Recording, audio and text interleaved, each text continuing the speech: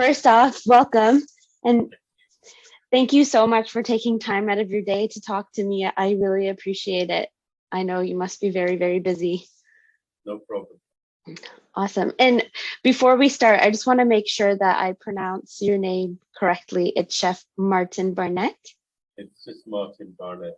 Just Martin Barnett. No chef? You don't like the chef title? No. When I was a baking and pastry instructor.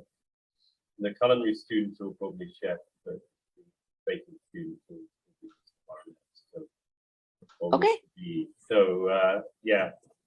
Although I have worked in big kitchens and worn tall hats, but I don't consider myself a chef. Okay, no problem. But that's okay. It's just a term. But when did you first get in touch with me? A year ago, I actually read an article of yours. I have it here in the Baker's Journal. You wrote it back in August 2014. It's called Easing Labor Pains. Right. Yeah, and it just struck a chord with me. I thought it was very interesting because I felt as though, and this is just my personal opinion, that a lot of the issues that you mentioned in the article are still issues now. And probably let me see if I can find it. Yeah, sure. So after I read it, I remember reaching out to you and telling you on Instagram that I really liked the article, and it actually inspired me to get my master's of education at Queen's University so that I could, investigate this issue a little bit more. Oh yeah, that was my brand.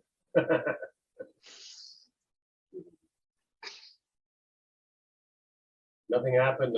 We had this great plan, and actually nothing. It didn't take off. Yeah, I wanted to ask. I was actually going to. One of my questions was going to ask you, like, the Baking Association Canada BC chapter. There was this idea to get all of these journeyman tradespeople into the industry and mentor the juniors so that they could finish their apprenticeships. And I wanted to ask, what came of that? I guess. Well, one of the things that they did ease the restrictions on always having a Red Seal baker to sign off on an apprentice. So that was one stumbling block because there weren't enough journey people that could sign off. So it needed a critical mass of journey people to breed the next set of apprenticeship. So that happened, and that was good because once there was two or three, what happened was they allowed college instructors to sign off on the apprenticeship training part. The employer still had to sign off on the actual hours that an apprentice worked, but if there wasn't a journey person around, then they could still get their technical training signed off on. So once they got their Red Seal, then whoever was coming up behind them could get signed off by them. And then they also allowed, if there was a Red Seal chef in the institution, restaurant or bakery, that they would be able to sign off on bakers. So that part of it worked.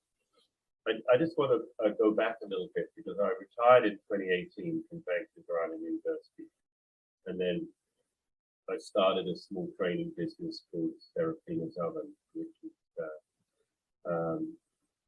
a real fun project, and that keeps me pretty busy. We have a bakery next to our house. We converted to garage, and so that's and at the same time I've still been involved with the Baking Association on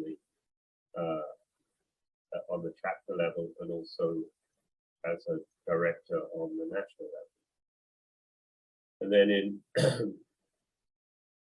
because of COVID, we had to go through a transition and close the head office of the Baking Association in Toronto.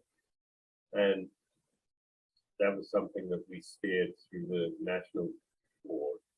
And when the dust settled at the end of June, we needed somebody to still answer the phones, emails, put agenda forward, and keep the association running. And I ended up volunteering to do that.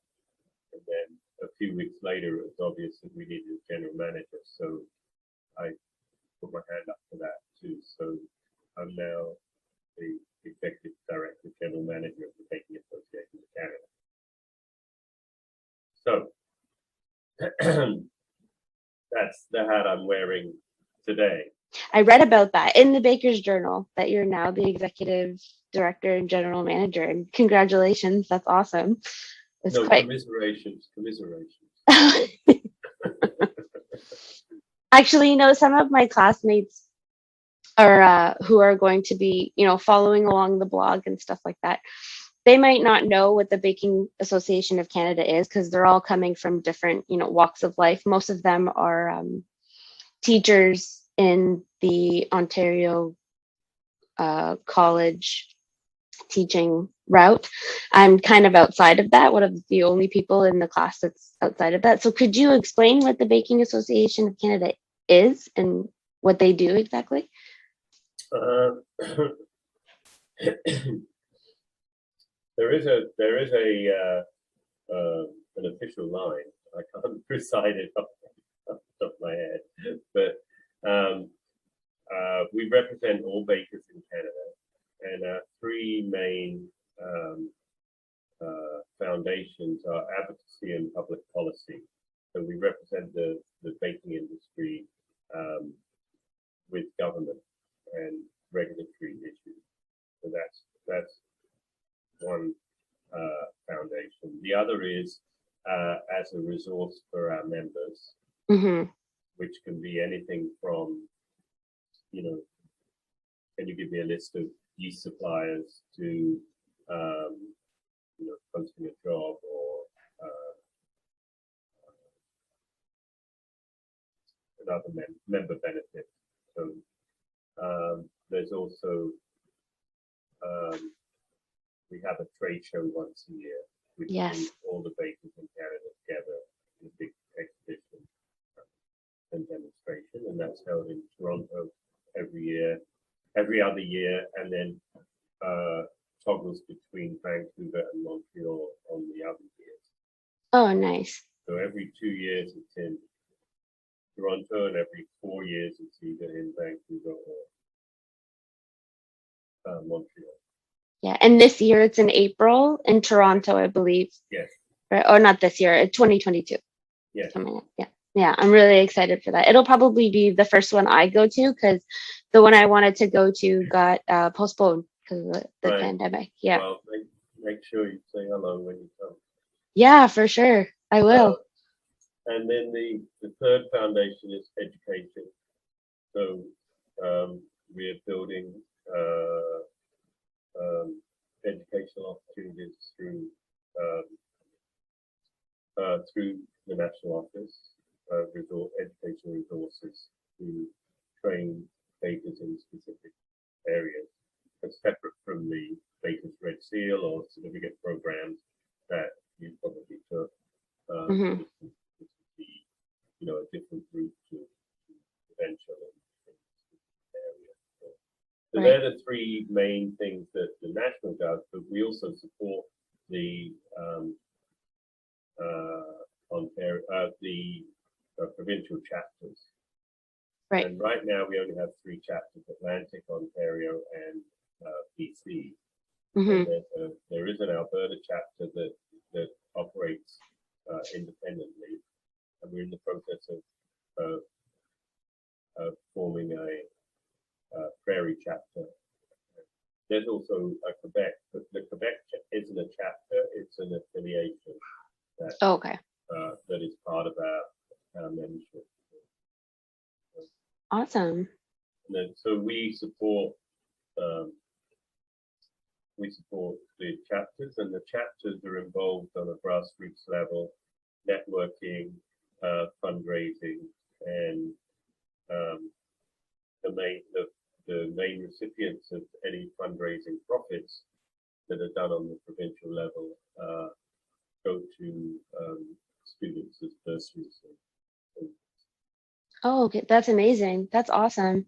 So I guess I want to kind of go back to what we were talking about in the article. You said that, you know, nothing really happened with the idea that was proposed at the time. And the idea was really there because there's a problem in getting skilled workers to work in our businesses, right? We're having like a kind of like a shortage of labor. I don't know what the scene is like in BC, but I know I shouldn't say for a fact, but from talking to many different people, business owners, and being in the industry myself, there is still a shortage. It's very hard to find people, although the college programs, the 1 to 2 year college programs, have high enrollment. They're full for the most part. So where do the graduates go? That's that's the question. Where are they going? Why are they taking these programs? And is this on, the Baking Association of Canada's radar? Is this issue, is it on their radar? Are they aware that this is happening? And I want to get your opinion. Do you think it's an issue in the education system?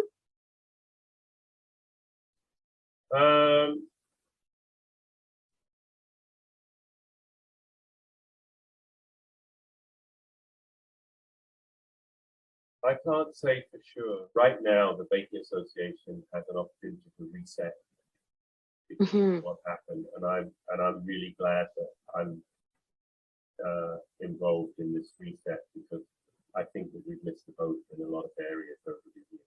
Yes. We've done a lot of good work, but we've definitely missed out on education and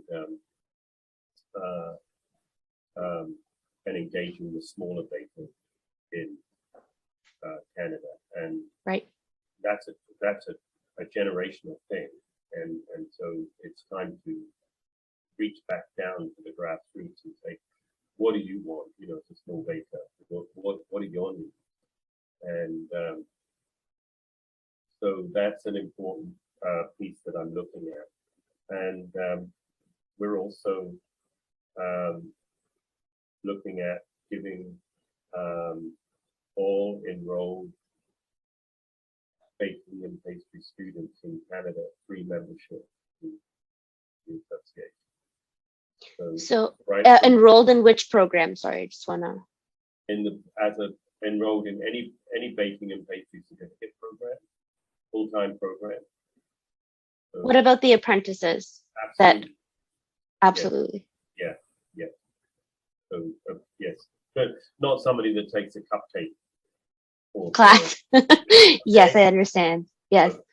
So yeah, so it's somebody that's made a commitment to the industry by either enrolling in a certificate program or by being part of the apprenticeship program. So that's where we want to start our engagement, and then offer a valuable resource that they will carry through, as they go into industry, and then they can say to the people that they hire, hey, you're joining the Baking Association.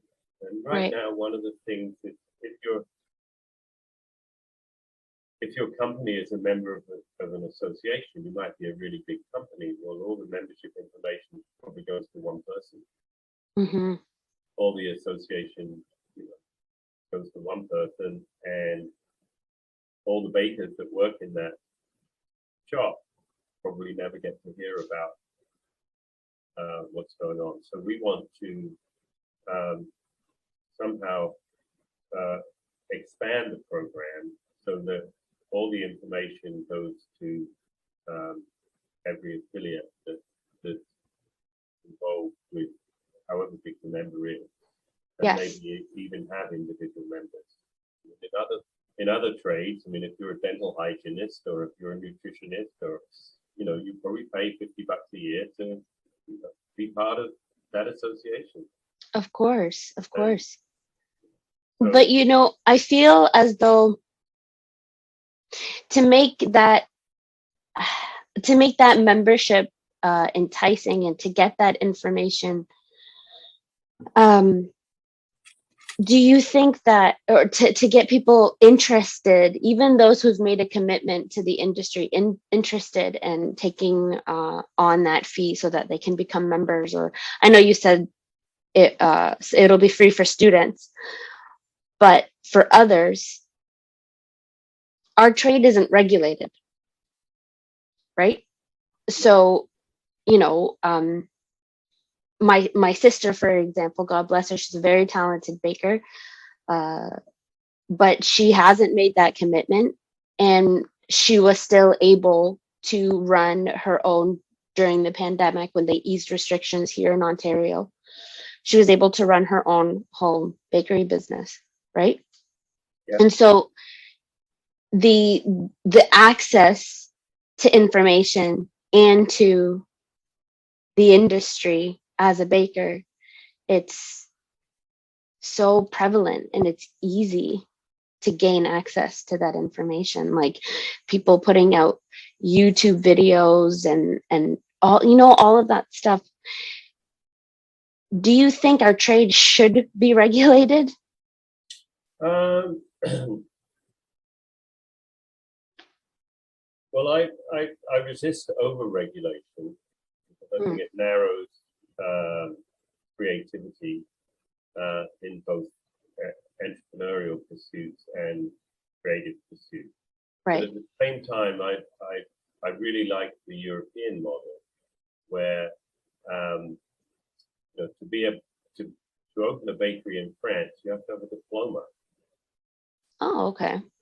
Every bakery owner has that diploma, and every bakery owner has gone through that the same system. So that's why when you go from one bakery to the next in Paris, you will see 50% of the products are the same thing from one bakery to the next. I mean, then obviously there's regional differences, and now people are being more creative. But your baguette is a baguette. It's not Pierre's interpretation of a baguette over here and George's interpretation over there. Within the parameters of their training, a baguette is a baguette. It's holy. So, and then all the other things that the shape of the croissant is whether it has butter in it or whether it doesn't have butter in it. Right. So in Canada, we could make a croissant any shape we wanted.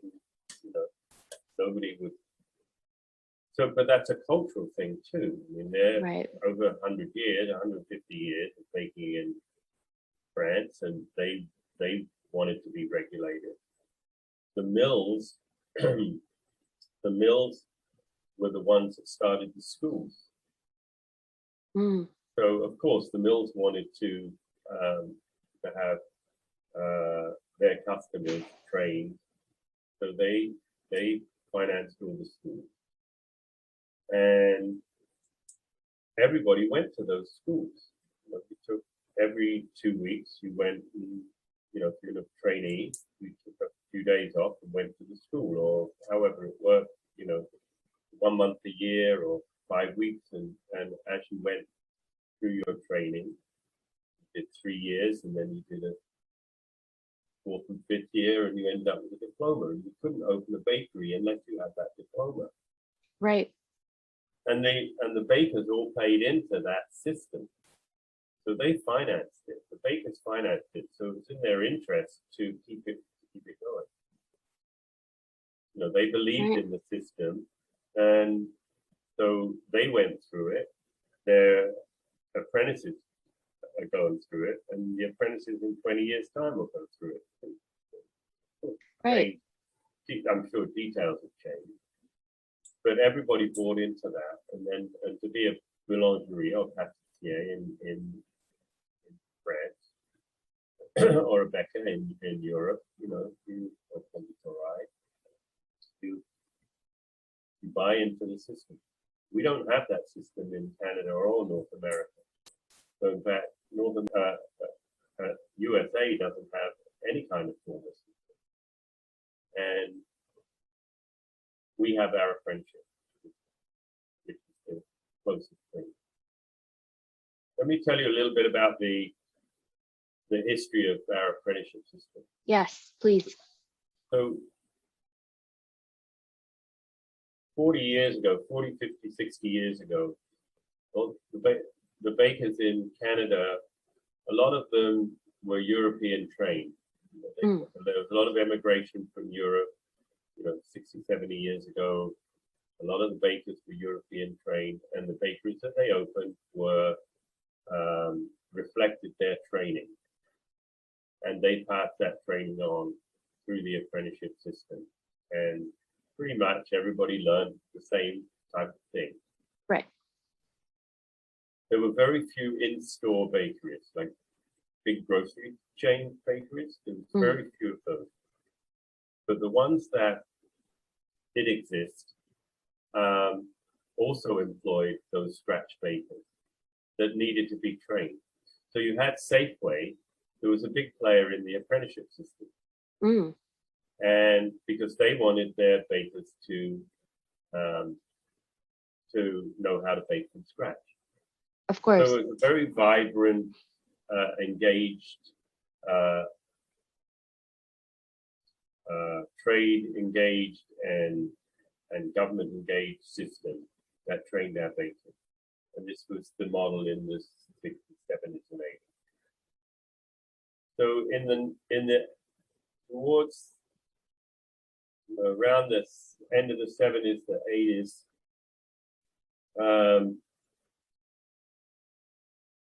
the industrial baking suppliers started dealing with products that made baking easier. So instead of a baker making a blueberry pie filling,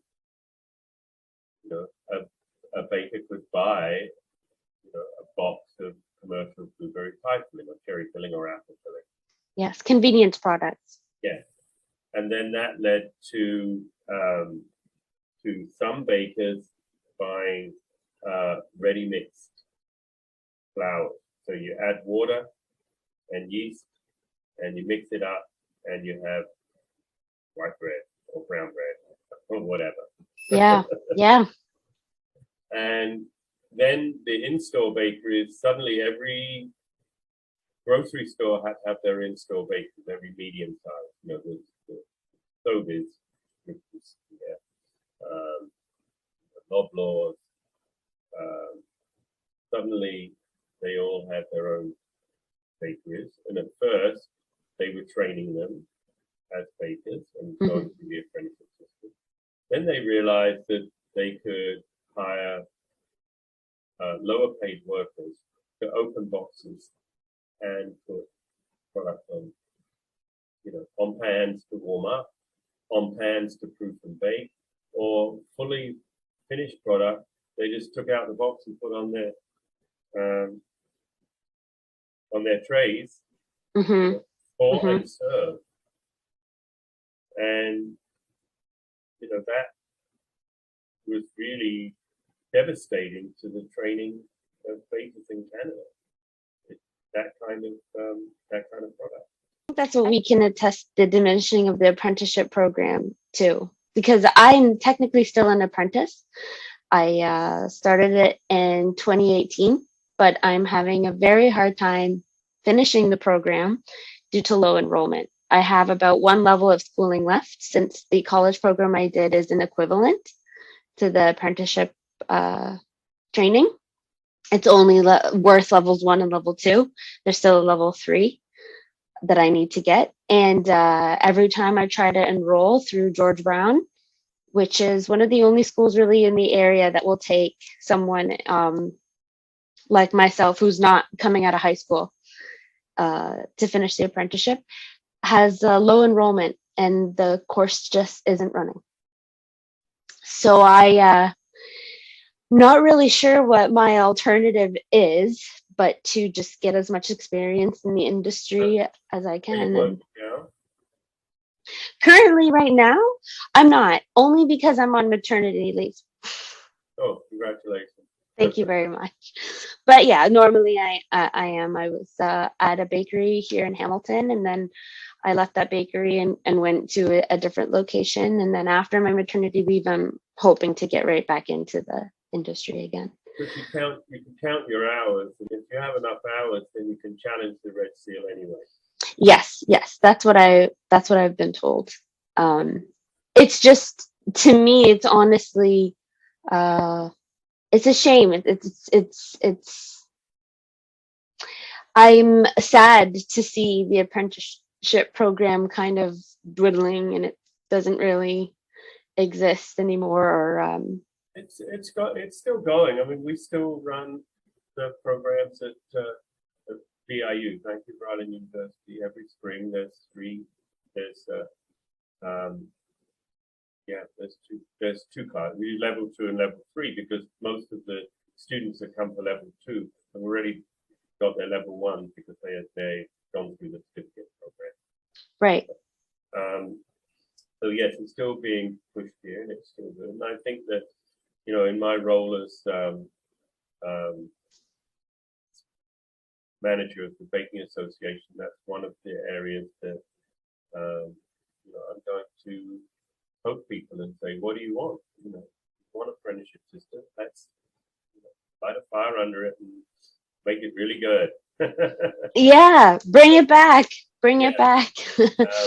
Integrate it with the schools somehow, maybe like with the college programs, if that's even possible. I don't know. Well, one of the certificate programs, the certificate program at VIU, I don't know what it's like in other provinces, but at VIU, that first year certificate program gives you level 1, and then you write the level exam, and you enroll as an apprentice on day 1 of coming into that class. And then now we have a diploma there. So if you were in the diploma, your baking program, you'll get your level 2. Right. So 2 years in school will give you 2 levels. Yeah. Here, at least, just having gone through it, I know that you can enroll as an apprentice as long as you are working somewhere where there is a Red Seal chef who's mentoring you and able to sign off on your book. And then depending on which college program you do, if you do the 1-year one, it's equivalent to levels 1 and level 2 of schooling. And then you just have that level 3 left over. But the onus is on the apprentice to sort of submit this form or claim to their apprenticeship consultant, getting the ministry to look into what they've done. And the ministry will sign off and be like, yes, you've now completed the. It's not completely integrated. Do you know what I mean? Mm-hmm. Yeah. The apprentice. Well, maybe we have some work to do. Yes, actually, I think so. And like, I'm excited about that work that we have to do, because I think our industry would really benefit from, fixing those little gaps that we have here and there. And I would love to be involved in any way possible. Like I'm one of those people who's committed, like you were describing. So. Yeah, well, that's great. And I was thinking that because my mind's going off in different tangents as we're talking. Yeah. More like a brainstorming session than no, it's not really an interview. But yes, I'd love to have some kind of large roundtable discussion, and it's really easy now with Zoom. You can have 20 people talking and involve industry and the provincial government, and just say, where are we? What are we doing? Yeah. And what do we need? And then maybe BAC can help steer that. And then if you want to be part of that, that's great. Oh my gosh, I would love to. Yeah. I would love to. Again, I'm referring back to the the article, because you had mentioned, you in the article you compared the apprenticeship program and the college programs together, to see, you know, how best we could address the fact that we need more skilled workers now that the consumer, I would say, is still demanding, you know, from scratch baked goods and wanting to move away from those convenience products. Do you think that we still, like, that consumer demand is still exists right now? Absolutely. I think that, and I think that most of the small bakers and bakery shops and chocolatiers that have opened up aren't aware of that there's a baking association. So it, and are probably thinking that they're working in a vacuum, Mm, or maybe, you know, in the YouTube community, or maybe they've joined the Bread Bakers Guild of America. But you know, we have to engage with those people and ask them, you know, what are your needs, and let's get together, identify, you know, the top needs that you have, and make it an industry thing. Make it, you know, so that everybody is getting trained to the same level, and they're not being trained in a vacuum, and they're not being trained yeah. by YouTube videos. Exactly, because like I'm finding, just like you're describing, those who are addressing those sort of niche consumer demands now are those specialty bakeries, you Yeah, know? and big industry should support it, because you know, big industry will embrace those new ideas maybe in 5, 6, 7 years, Right. you know, like they embraced artisan baking, you know. Took some time, but took But some to- you know, they'll reinterpret it and dilute it and everything like that. But that's the way that you know, popular consumerism goes. You know, someone starts something, it's popular, you know, it grows a bit on the grassroots level, then it goes into the intermediate level, then all of a sudden you can buy it at Loblaws. So what I'm gathering from our conversation is that the solution isn't necessarily to try to have any like strict regulations or just like one program or stream through which everyone can get trained, but to look at where we are already, the state of everything, who's doing what, and seeing how we can just come together, aggregate all of us together under one umbrella. One of the situations that I've inherited in baking association is there's two categories of members of the baking association. There's affiliates and there's bakers. So Mm, an affiliate is like a supplier or a yeast manufacturer or a box manufacturer, cake box manufacturer. That's an right, affiliate. And a baker can be Bimbo, you know, Wonder Bread, or it can be, you know, the individual family-run artisan bakery down the road, or right, it could be the chocolate maker on the high street. right, And I think that categorizing all of those different um, uh, subsets of the big baker category is important, because I'm, you know, a chocolate here probably doesn't feel any affinity to Wonder Bread, but in the baking association, it's the right, same. So we have some work to do there, and one of the things I've been thinking about is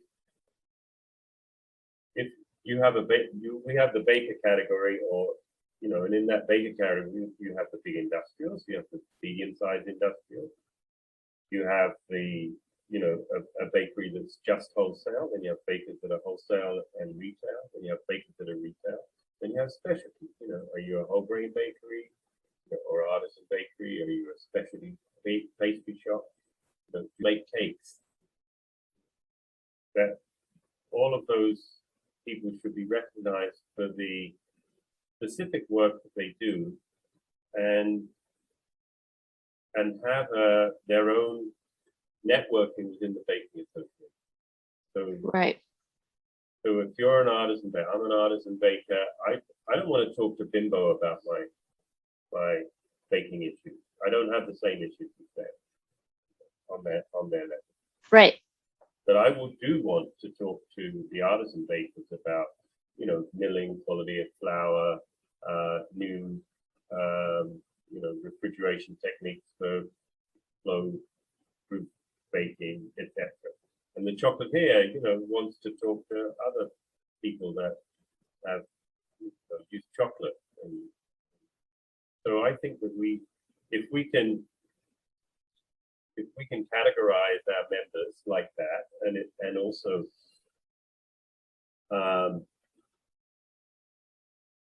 enhance our membership by recruiting the new bakers that don't know anything about the baking associate,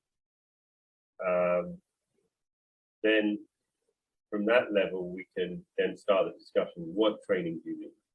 What Exactly. training does your specific shop need? Do we need to have a dedicated course on chocolate tempering?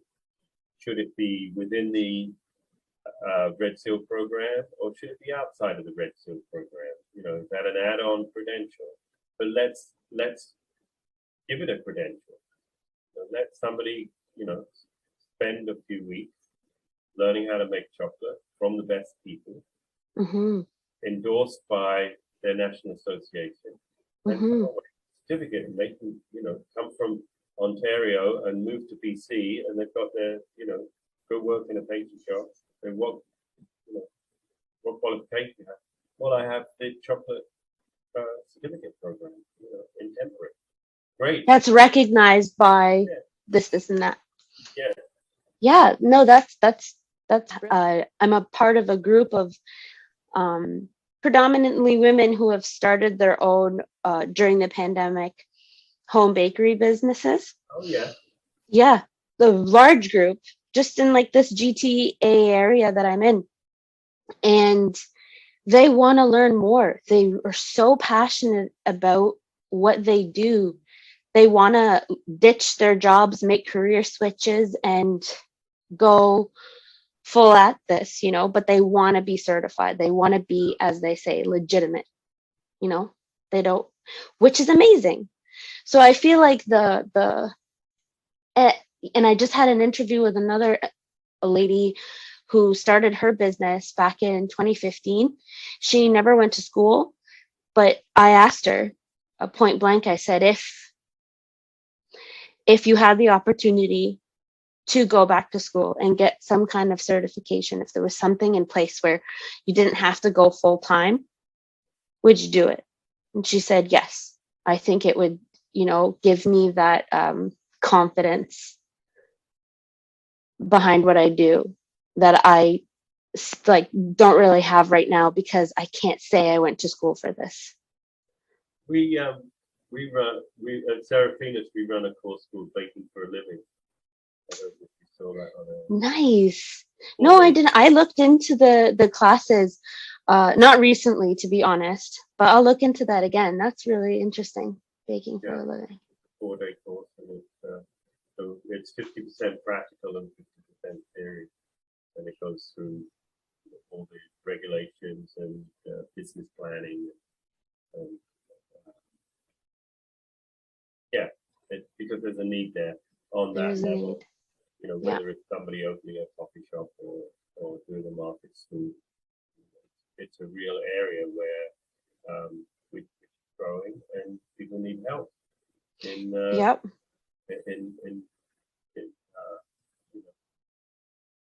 funneling their ideas into a coherent plan, and so that's a fun course.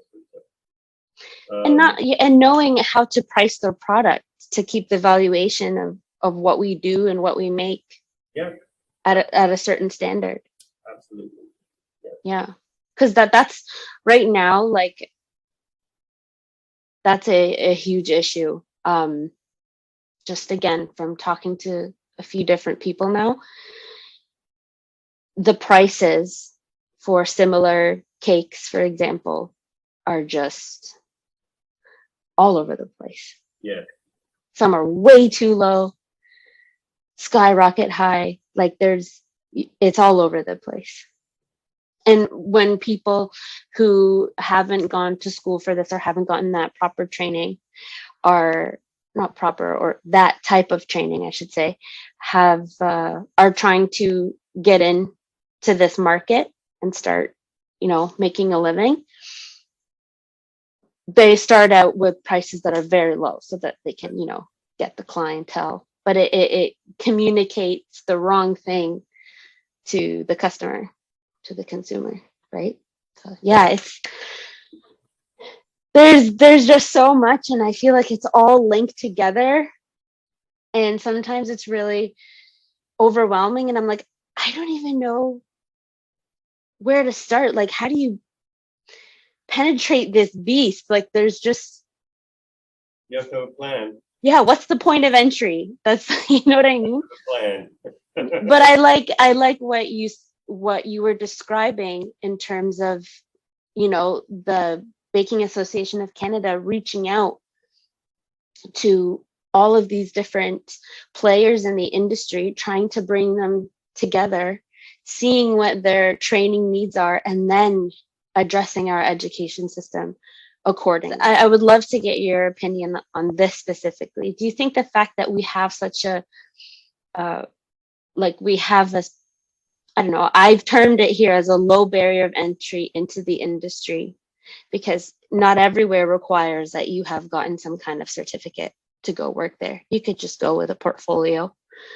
I know for a fact the places that I've worked, we've hired someone, Joe Baker from down the street just to come and work with us because we have a problem finding people. Do you think, what kind of advantages or disadvantages does that pose for our industry? Well, I think that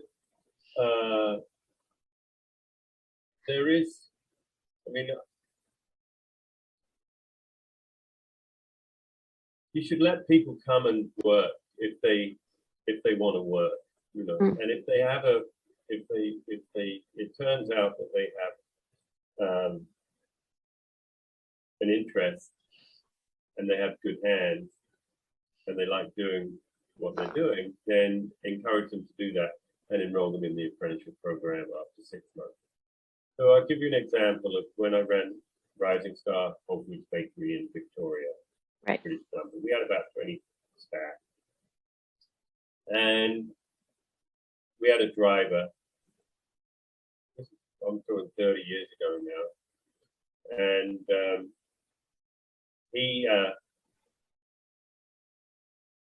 he would hang out a little bit before his driving shift, but he'd be waiting for the product, and then sometimes he'd hang out a little bit afterwards.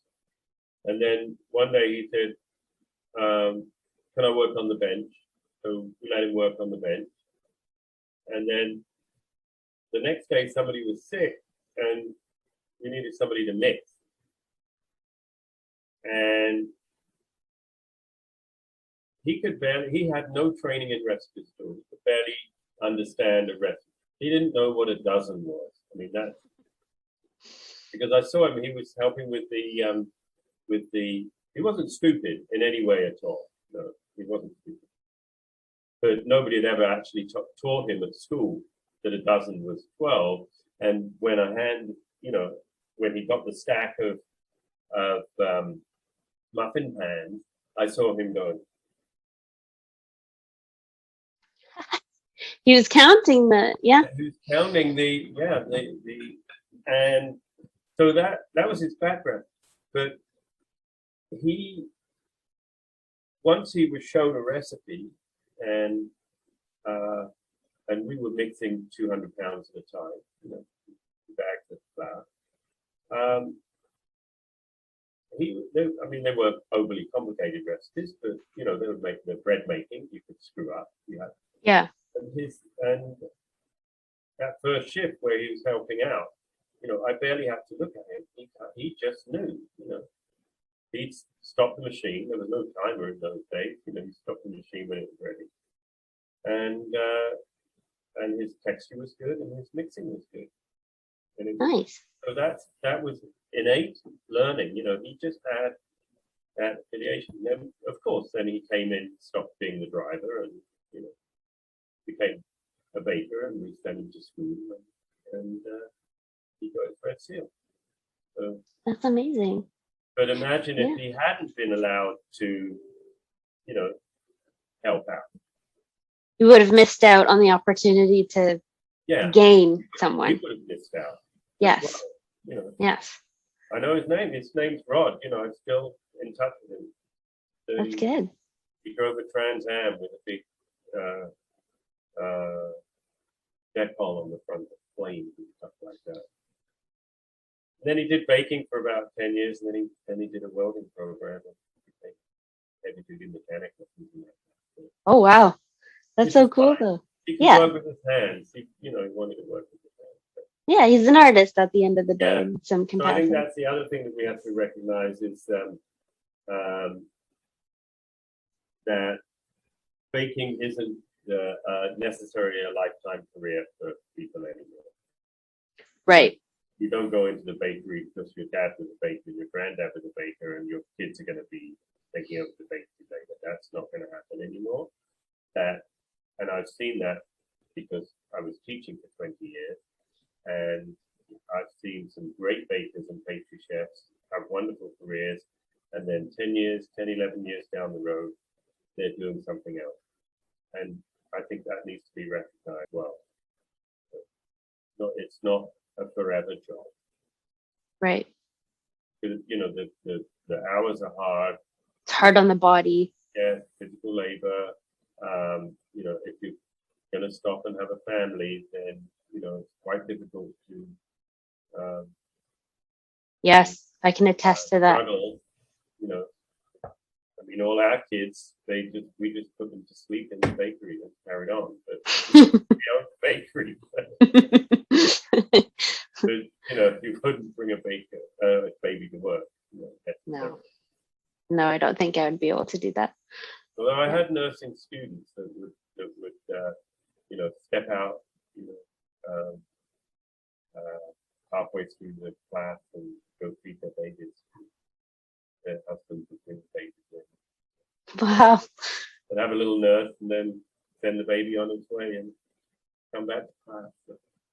That's something we would never have done 30 years ago.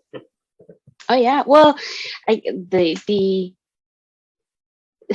support, I would say, that parents and mothers have is not that much,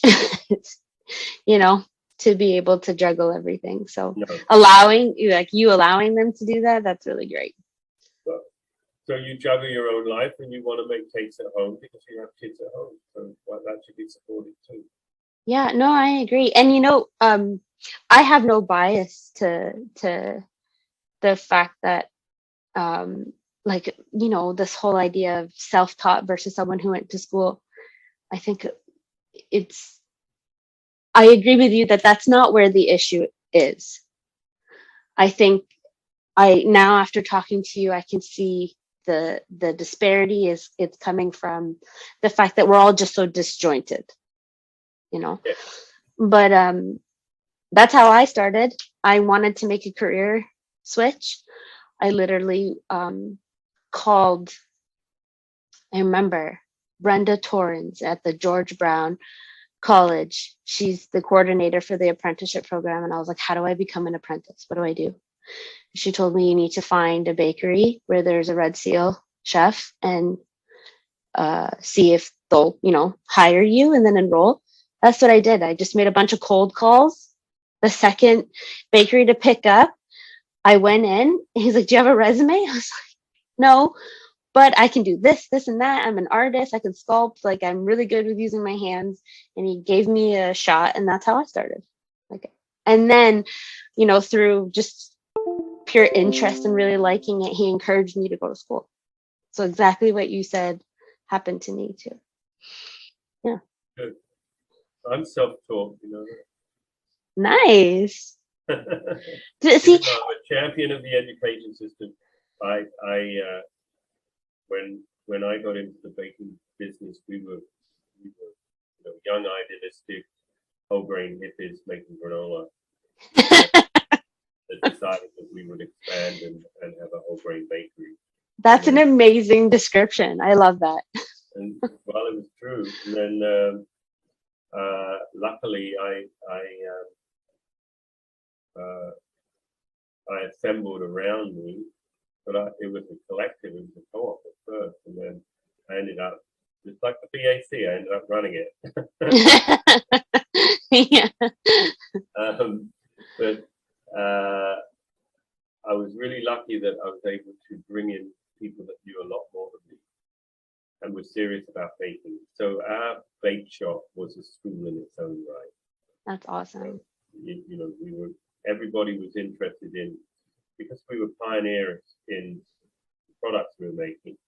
We brought in people that had their red seals, and you know, and I was in awe of them. I was next to them every day, even though I was their boss. It was like, show me, show me, show me, show me everything.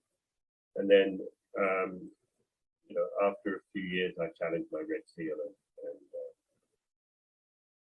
and then became a journeyman baker, and then. But I'm always learning. I mean, I still, and we run workshops. You know, I teach, of course, and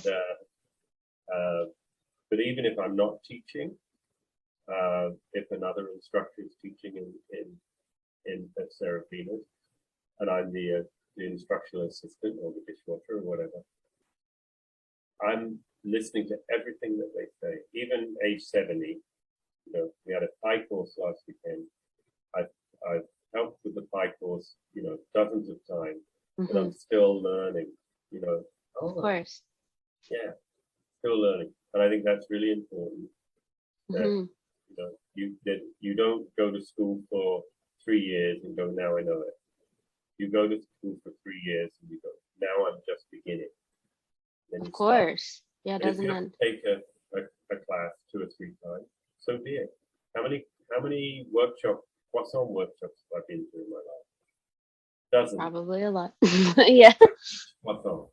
But I'd still like to go and learn. So it's important. Lifelong learning, continuing education is really important. I agree 100%. Upgrading, you know, especially instructors. Instructors get their tenure. You know, the last time they piped a birthday cake was 1983 in Safeway, and they're teaching piping. Yes, they've got the hand skills. Do they know what people want now? They may be out of touch, with the trends and go out. They need to go out. I used to kick my instructors out, and we had 2 weeks here. Go and work in a bakery. Get out. You know, don't be doing curriculum development in the office. That's no. It's no good for our trade. Like, there's just no way. Go out. Go work in the supermarket. Yeah, of course. Yeah. No, I agree 100%. Do you imagine like the courses that you offer at Serafina's Oven to be something that then would be like, because you were saying that the BAC, what you envision is to offer some kind of training based on what, you know, all of these different places need. Do you imagine people such as yourself who've created these private schools to have some kind of affiliation with the Baking Association of Canada? I think there's definitely. I mean, a lot of the students that we have are hobbyists. Oh, okay. Yeah, but then we do have like the Baking for a Living course. That's for people that are wanting to go into. We do some private classes too. Most of the private classes are people that want to upgrade. They're already in the industry, or they're a chef that wants to up their game, or they're opening their own place and they want to expand their repertoire of baking, whether it's desserts or breakfast pastries, so there is that, and I think that the smaller trainers are definitely positioned to offer those courses, where Vancouver Island University, which does the big training, they're not able to offer those training programs. We used to offer continuing education program for Franklin Browning University, but it kind of stopped.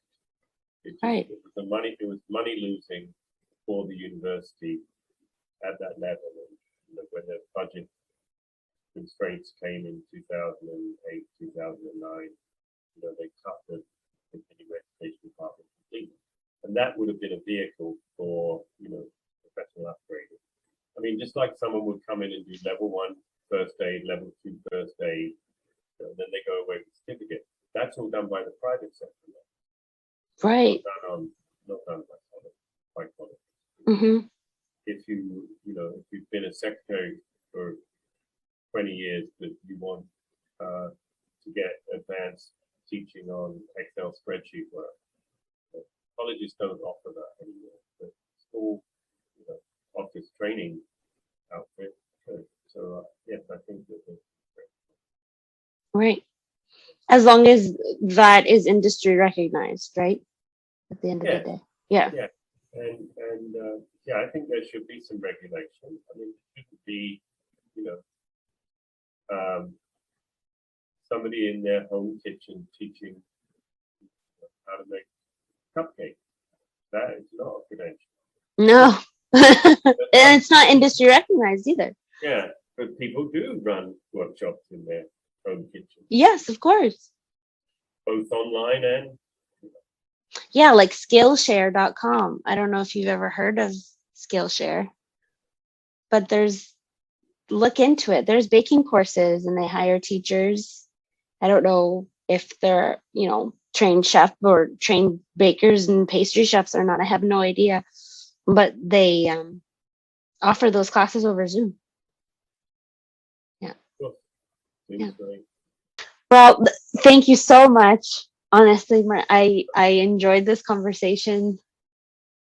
So it was wonderful, honestly. And well, anytime you just want to drop in and ask a question. Yeah, of course. I'm happy to talk to you and talk to you. Wonderful. Thank you so much for your time. Keep in touch. I will for sure. Have a wonderful day. You too. Thank you so much, Martin. Okay. Bye-bye.